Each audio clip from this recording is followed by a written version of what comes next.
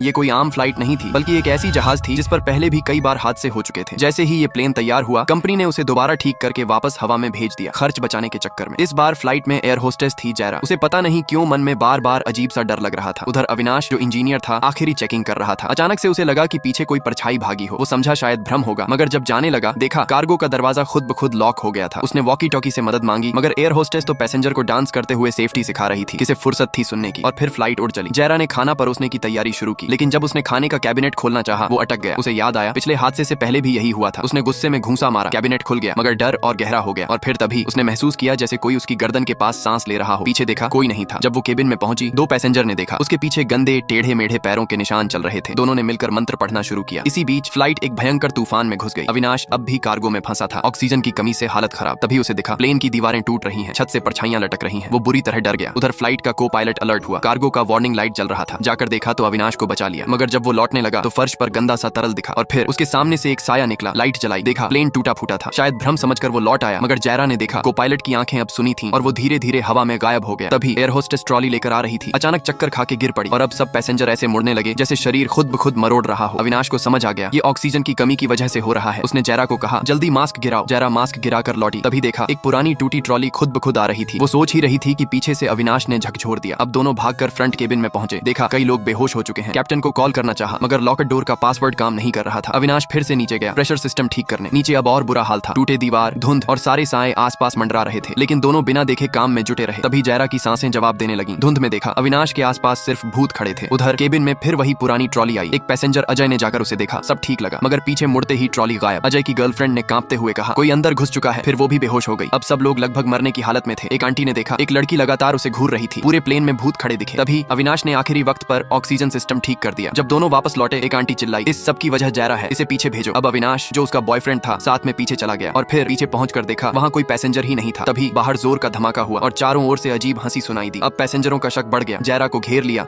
और सच जानना